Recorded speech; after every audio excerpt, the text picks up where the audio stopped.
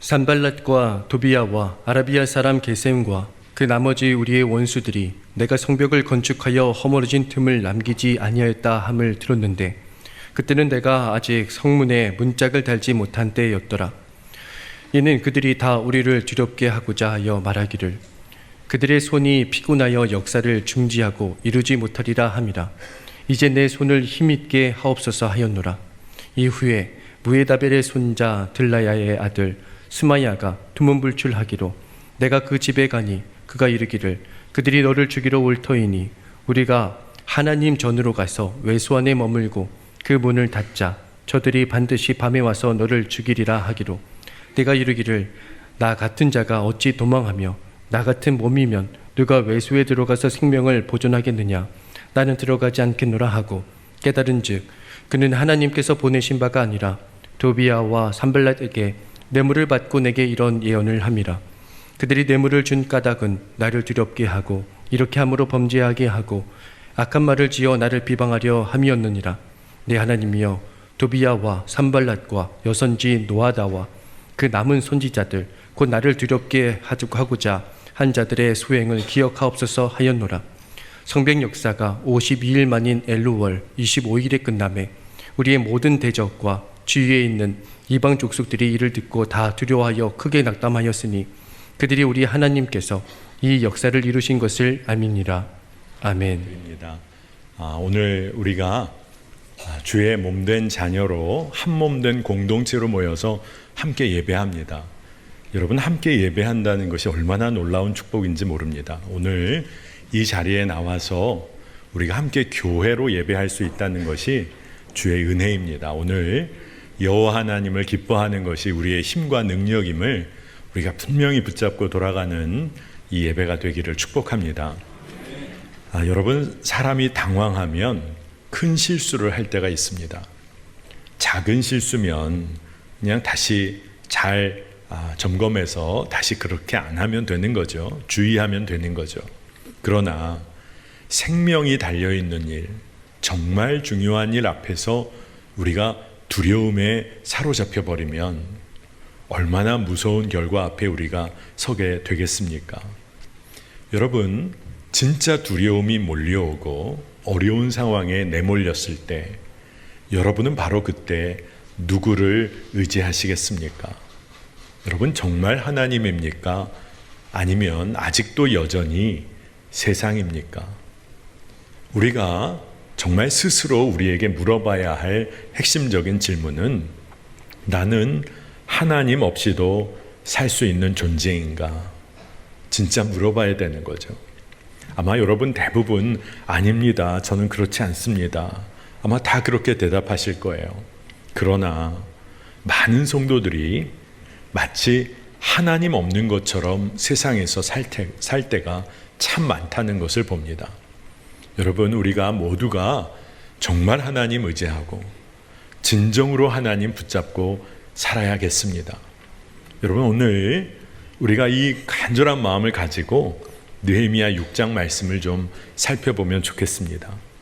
오늘 느헤미야 6장을 보면 여전히 느헤미야를 향한 음모, 지도자를 넘어뜨리려는 시도가 계속되고 있었습니다. 산발랏과 아라비아 사람 게셈이 느헤미야 보고 만나자고 합니다. 느헤미야를 만나려고 하는 거죠. 근데 바로 이때가 어떤 때인지를 분명히 알아야 합니다. 성벽의 역사가 맞춰져서 허물어진 틈이 메꿔지고 이제 성에 문만 달면 그런 되는 상황입니다. 그러니까 거의 다 이루어진 상황이에요.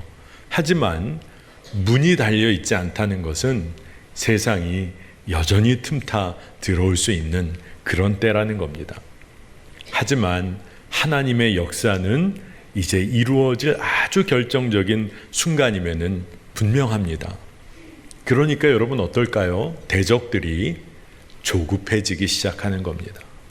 그러니까 우리가 믿음의 성도들이 정말 잘 보아야 하는 거죠. 대적들이 조급해하니까 믿음의 성도들은 어떻게 해야 하는 겁니까? 하나님의 사람들은 더욱 담대해야 할 때입니다. 그러나 많은 경우에 대적자들이 조급해서 걸어오는 술수, 그 술수에 성도들이 너무나 쉽게 무너지는 경우가 많습니다. 이게 얼마나 안타까운 일인지 모릅니다.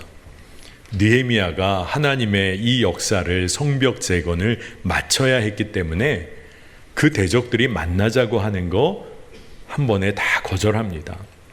유혹에 대해서 거절한 거예요. 그럴듯한 이야기로 계속 만나자고 합니다. 외교적인 수사를 동원해서 우리 만나서 서로 의논하자. 그런데 느헤미야는 다 거절해요.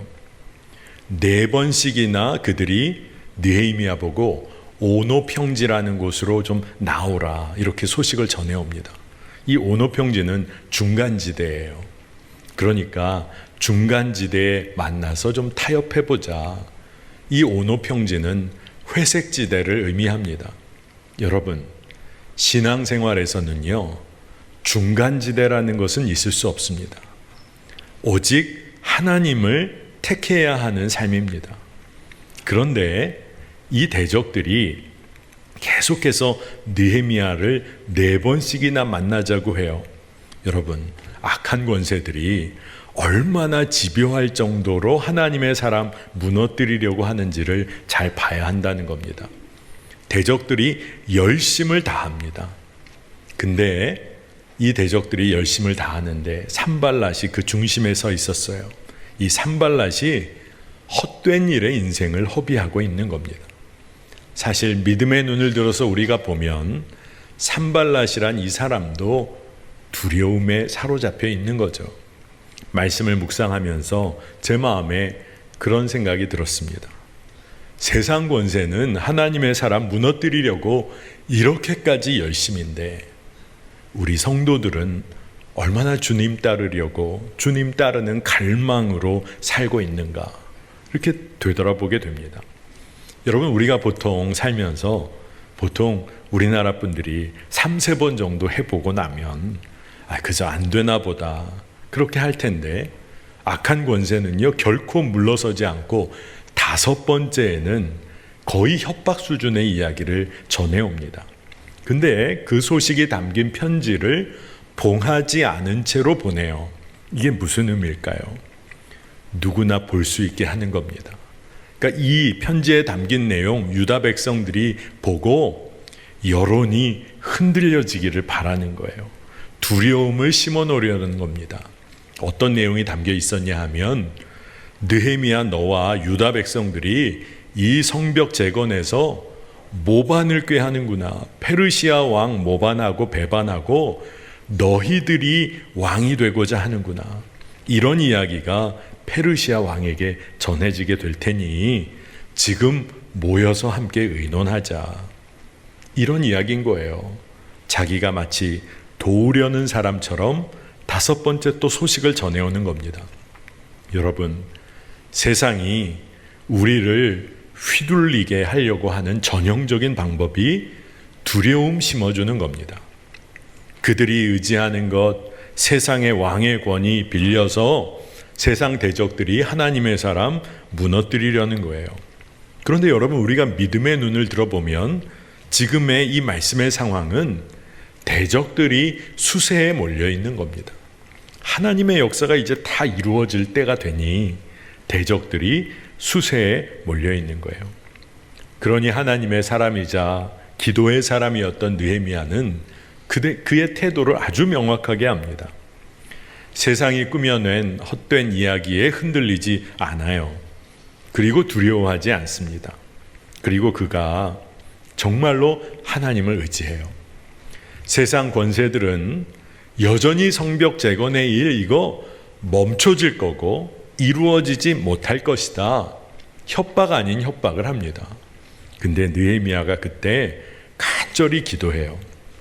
그 내용이 느헤미야 6장 9절에 담겨 있는데 새 번역으로 한번 보겠습니다. 그들은 우리에게 으름장을 놓았다. 그렇게 하면 우리가 겁을 먹고 공사를 중단하여 끝내 완성을 못할 것이라고 생각한 것이다. 하나님, 나에게 힘을 주십시오. 느헤미야가 뭐라고 기도했죠? 하나님, 나에게 힘을 주십시오. 여러분, 세상이 믿음의 사람 두렵게 할 때 여러분, 우리는 분명하게 기도해야 합니다. 하나님, 나에게 힘을 주십시오. 하나님 끝까지 신뢰하고 붙들며 나아가야 하는 겁니다. 여러분, 이거 진짜 놓치면 안 됩니다. 오늘 우리 3부 예배 들으시는 성도님들 중에 영화 좋아하시는 분들 계실지 모르겠어요. 아마 조금 연배가 있으신 분들은 예전에 주말에 영화, 명화극장 이런 거 챙겨보신 분들 좀 계실 겁니다. 투마로우라는 영화가 있습니다. 이것도 좀 오래된 영화지만 재난 영화예요. 지구적인 재난 영화입니다. 이 영화를 보면 기후학자인 잭 홀이라는 사람이 자기가 연구를 하는데, 연구하다 보니까 아주 급박한 내용을 알게 된 거예요. 기후변화가 심해서 지구 북반구로부터 엄청난 추위가 밀려 내려올 거라는 것을 예측해냅니다. 그래서 사람들에게 이야기를 하면서 빨리 이 적도 부근으로 남쪽으로 계속 내려가야 한다는 것을 이야기하는데 아무도 그 얘기 귀를 안 기울입니다.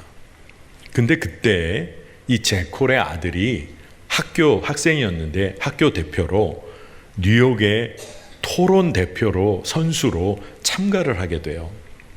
근데 진짜 이 예측대로 극강의 추위가 재난으로 밀려옵니다. 아마 이 영화 보신 분들은 영화의 장면이 아마 떠오르실 거예요. 정말 다 얼어붙을 정도입니다. 사람들은 그냥 아무 준비 안 하고 있다가 다 죽어나갑니다. 근데 이 아들이 뉴욕이 동북부 북쪽에 있잖아요. 이 뉴욕에도 아주 엄청난 추위가 달려오는데 이 아들 학생 몇몇이 뉴욕의 공공도서관으로 피해 들어갑니다. 아주 오래된 도서관이 있고 돌로 됐기 때문에 그나마 추위를 좀 버텨낸 거예요. 여러분, 도서관에 뭐가 있습니까? 책이 있잖아요. 그러면 안 되는데 비상 상황이니까 책을 태워가면서 그 불로 버티는 거예요. 이 아이가 아주 극적으로 부모와 아주 잠깐 통화가 되는데 아빠가 얘기해 주는 거죠. 너 그러면 도서관에 안에 꼭 있어라. 뉴욕 그 도서관에 아빠가 데리러 갈게. 근데 뉴욕은 이미 구조를 다 포기한 지역이었어요. 시간이 흘러갑니다. 그 안에 그나마 같이 있었던 사람들이 여기 있다가 다 죽는다, 나가야 된다, 막 다툼이 있다가 나간 사람들 그 추위에 다 죽습니다. 근데 이 아들과 몇몇 친구들이 이 아빠를 믿고 기다리는 거예요. 다른 곳 가지 않습니다. 끝까지 기다리는 거예요. 그들은 기다려야 했어요. 아빠가 찾으러 올 거야. 그래서 이 아빠가 결국 이 아들을 구하러 도서관에서 아주 극적으로 만납니다. 이 아빠가 뉴욕으로 이 눈길을 헤치며 오는 장면이 참 눈물겹습니다. 아마 영화로 보면 굉장히 전형적인 장면이에요. 근데 이상하죠. 그걸 보는데 왜 이렇게 마음이 뭉클했는지. 여러분, 우리가 이런 때를 통과할 때가 있어요.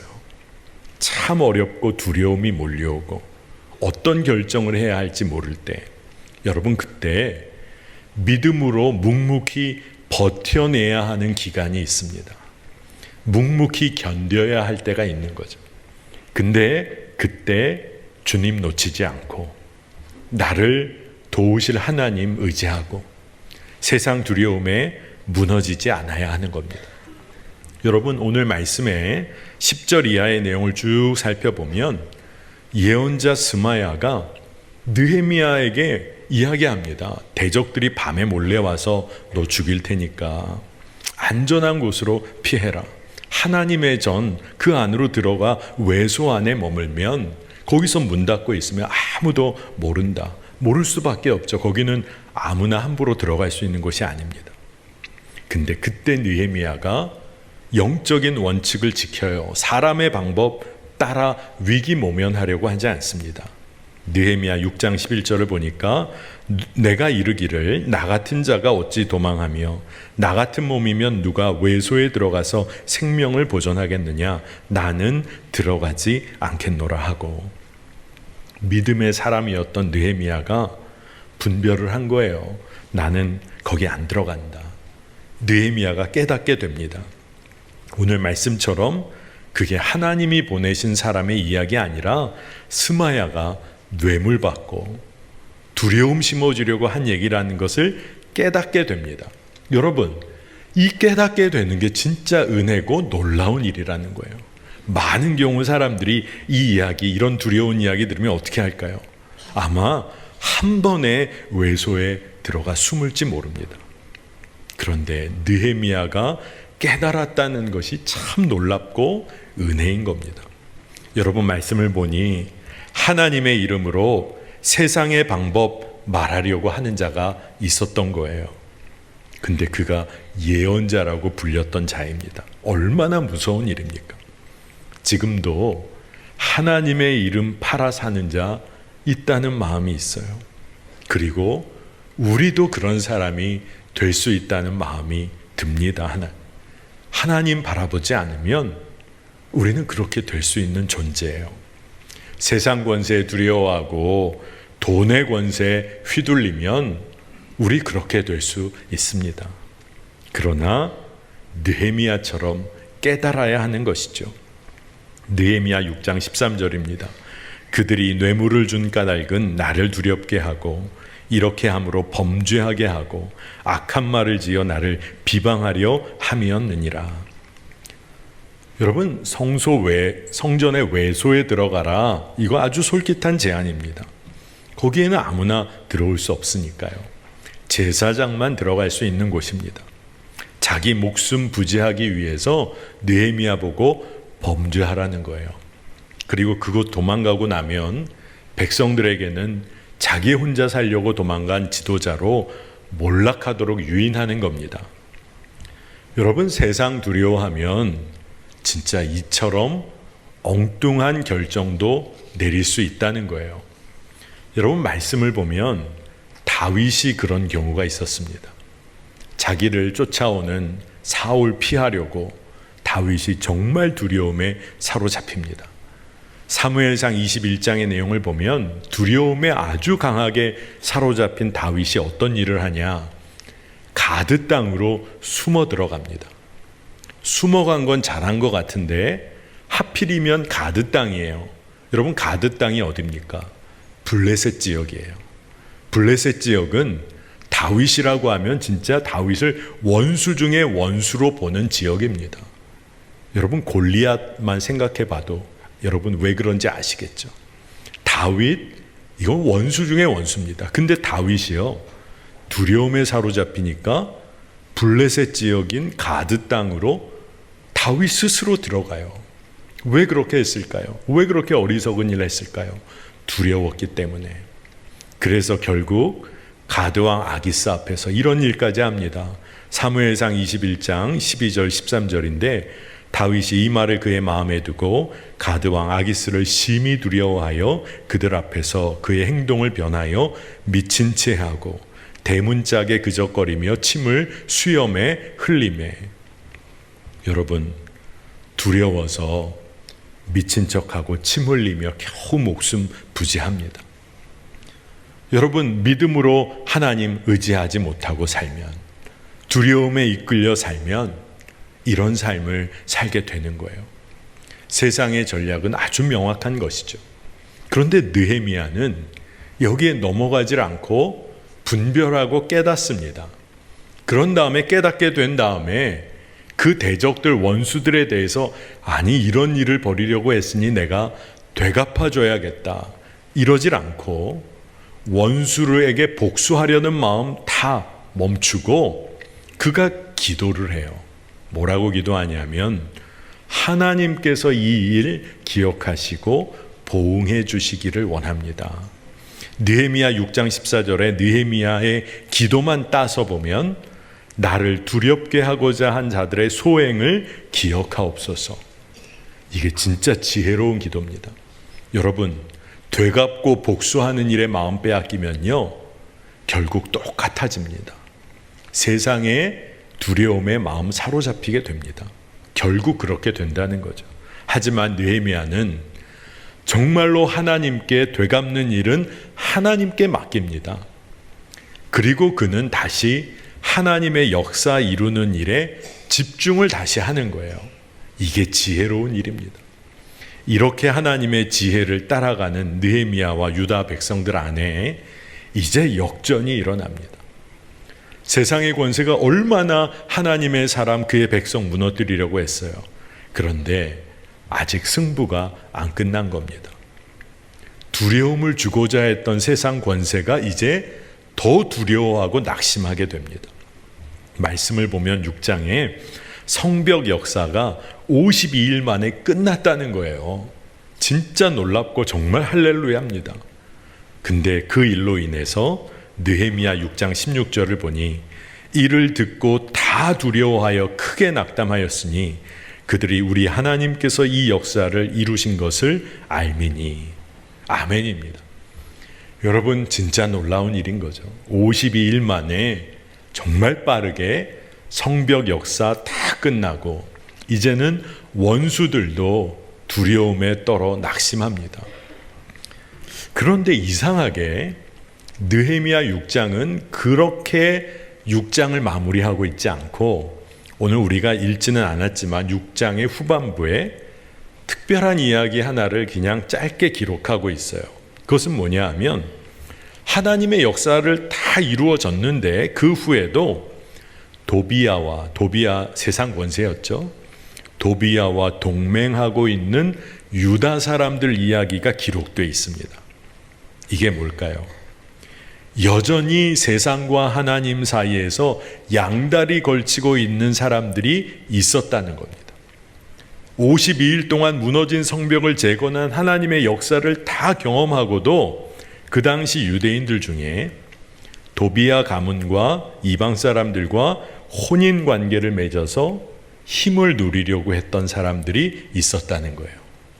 하나님 말씀대로라면 이방 사람들과의 결혼 금지되어 있습니다. 왜 그럴까요? 단지 결혼 금지, 그거를 단지 말하는 게 아니라 이방인의 삶의 방식, 이방인들이 섬기는 신들, 하나님 없이 사는 삶, 그 뿌리가 유다인들, 하나님 백성들에게 틈타지 않도록 그 결혼들을 금지했던 거죠. 근데 이 유대인들 중에 도비야와 그런 혼인의 동맹을 맺은 사람들이 있었다라고 기록하고 있는 거예요. 그리고 느헤미야 6장 19절에 뭐라고 마지막 절이 기록되어 있냐면 그들이 도비야의 선행을 내 앞에 말하고 또 내 말도 그에게 전하매 도비야가 내게 편지하여 나를 두렵게 하고자 하였느니라. 여러분, 하나님의 역사 이루어졌는데 여전히 도비야를 두둔하는 유대 사람들이 있었다는 거예요. 그리고 여전히 도비야는 세상의 권세는 그들 통해서 유다 백성들 안에 세상의 영향력 행사하려 했다는 겁니다. 여러분, 우리 진짜 깨어 있어야 합니다. 세상의 권세가요, 쉽게 물러서지 않습니다. 두려움을 심어주는 것은 말할 것도 없고 우리의 일상 가운데 스며들어와서 우리를 유혹합니다. 뭐라고 유혹할까요? 하나님도 섬기고 세상도 섬기며 살면 되는 것 아니냐. 그러니 우리와 결혼하자는 거죠. 하나님도 열심히 섬겨라. 근데 혹시 모르니까 세상의 힘도 의지하면 좋지 않냐. 그렇게 우리를 유혹합니다. 여러분, 이에 대해서 여러분, 진짜 그렇지. 여기 그런 분 없으실 줄 믿습니다. 이에 대한 예수님의 대답은 명확해요. 마태복음 6장 24절에 한 사람이 두 주인을 섬기지 못할 것이니 혹 이를 미워하고 저를 사랑하거나 혹 이를 중히 여기고 저를 경히 여김이라. 너희가 하나님과 재물을 겸하여 섬기지 못하느니라. 아멘입니다. 여러분, 진짜 정신 차려야 합니다. 오늘 느헤미야 6장을 통해 무엇을 우리가 깨달아야 합니까? 항상 늘 깨어 의지할 분, 그분이 누구신지를 우리가 알아야 합니다. 우리 삶의 일을 이루시는 하나님 의지해야 하는 것이죠. 여러분, 그러면 우리가 정말 하나님만 의지하며 살려면 어떻게 해야 할까요? 오늘 말씀의 첫 번째로 여러분, 세상이 주는 두려움, 헛된 이야기에 흔들리지 않아야 합니다. 여러분, 하나님께서 여러분의 삶에 지금까지 신실하게 행하신 일들을 여러분 기억해 보세요. 여러분, 그러면 흔들리지 않습니다.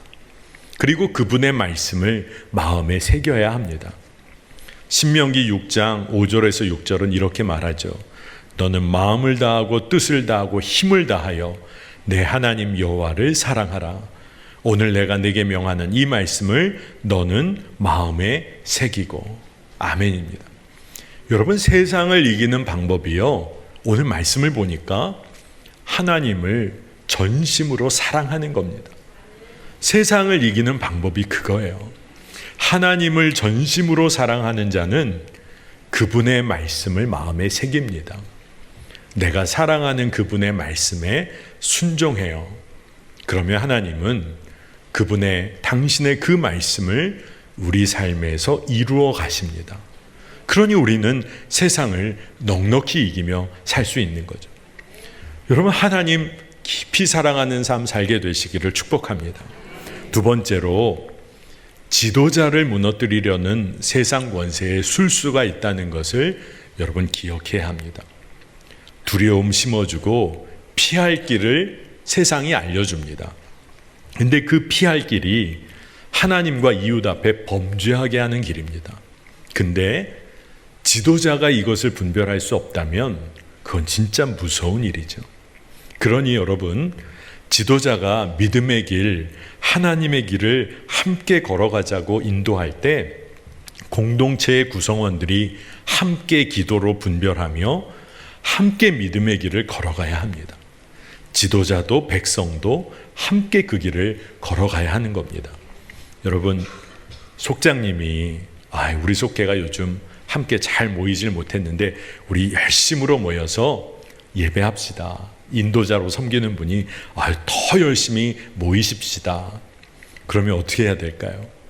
진짜 열심히 모여 기도해야 하고 또 말씀 봐야 합니다. 예배해야 합니다. 근데 우리 열심히 모입시다. 바쁩니다. 뭐 그렇게까지 합니까? 그거 아니라는 거예요. 여러분, 함께 분별하고 함께 나아갈 때 우리가 세상을 이길 수 있어요. 매화교회는 최근에 출애굽기 말씀 새벽에 묵상하고 있습니다. 다 아시죠? 다 알고 계셔야 정상입니다. 근데 출애굽기 32장 말씀을 우리가 새벽에 묵상할 때 우리가 보았습니다. 모세가 하나님 앞에 나가 있는 동안 이스라엘 백성들이 모세를 기다렸어요. 근데 모세가 안 돌아오는 겁니다. 조급함, 백성들의 마음에 조급함이 계속 생기고 결국 참지 못할 지경에 이릅니다. 그러니까 이에 아론이 덩달아서 그의 덩달아 눈에 보이는 신으로 금송아지 만들어냅니다. 어떻게 된 거예요? 백성도 지도자도 함께 무너진 겁니다. 여러분, 하지만 하나님의 길을 분별하기 위해서 모든 백성이 지도자와 함께 깨어있기 시작하면, 한몸된 공동체로 믿음의 길 걸으려고 하면 세상 넉넉히 이겨냅니다. 하나님이 하나님의 백성들, 한몸된 교회 공동체를 하나님께서 그들 통하여 세상 이기게 하십니다. 여러분, 공동체에 속해 계셔야 하는 거예요. 세 번째로, 하나님의 마음과 세상의 소리를 분별할 수 있는 지혜를 달라고 기도하셔야 합니다. 세상의 소리가 크게 들려올 때가 있어요. 근데 그때 우리의 마음에는 하나님의 말씀이 더 크게 울려 퍼져야 합니다. 살아 역사하시는 하나님의 말씀이 울려 퍼져야 하는 거예요. 근데 이거 그냥 되는 게 아니겠죠. 늘 말씀과 기도 통해 하나님과 교제하는 삶이 이어져야 합니다. 여러분, 이 일에 도전해 보시기를 바랍니다. 오늘 말씀을 준비하고 묵상할 때 제 마음에 많은 성도들이 두려운 일, 어려운 일 만날 때 하나님께 원망하며 기도할 때가 있겠구나, 그런 생각이 들었어요. 왜 이런 일이 저에게만 벌어집니까? 왜 저에게만 그렇습니까? 여러분, 아마 한 번쯤 이런 기도 드린 적이 있으실 거예요. 힘들고 어려운 일, 두려운 일 만나면 순간 이런 마음으로 하나님 앞에 나아갈 수 있죠. 그렇게라도 원망을 하더라도 하나님 앞에서 원망하며 기도한다면 저는 그거 다행이라고 생각합니다. 왜냐하면 시편의 수많은 시편 기자들이 그렇게 기도했어요. 원망하며 기도할 때가 있었습니다. 하지만 그들이 달랐던 것은 결국 마지막에는 내가 의지할 하나님을 신뢰하고 찬양하며 기도를 마무리했다는 거예요. 여러분, 그러니 우리가 하나님 왜 이런 일이 저에게만 벌어집니까? 이 기도에만 머물러 있어서는 안 되겠습니다. 제 마음에 그런 생각이 들었어요. 진짜 우리가 진짜 정직하게 우리 삶을 점검해야겠다. 사실 세상 두려워, 세상 소리 마음에 새기고 심지어 세상의 소리를 묵상하다가 하나님의 길 떠나고 스스로 우리 발로 그 어려운 상황 찾아 들어간 것은 아닌지 점검해 봐야겠다는 거예요. 아까 나눴던 것처럼 두려움에 사로잡혔던 다윗이 가드왕 아기스 앞에 스스로 그 앞에 섰던 것처럼 우리가 세상의 소리에 휩쓸려서 우리가 하나님 떠나 지금 이 자리에 있는 건 아닌지 점검해야겠다는 겁니다. 여러분, 오늘 우리가 하나님 원망하기에 앞서서 세상 권세 두려워 하나님 의지하지 못했던 죄를 오늘 회개하기를 원합니다. 그리고 이제 하나님만 붙잡고 기도하면 되는 거예요. 오늘 느헤미야가 기도한 것처럼 하나님 나에게 힘을 주십시오. 하나님 나에게 힘을 주십시오. 여러분, 이 기도 놓치지 않아야 합니다. 두려움이 다가왔을 때 우리가 누굽니까?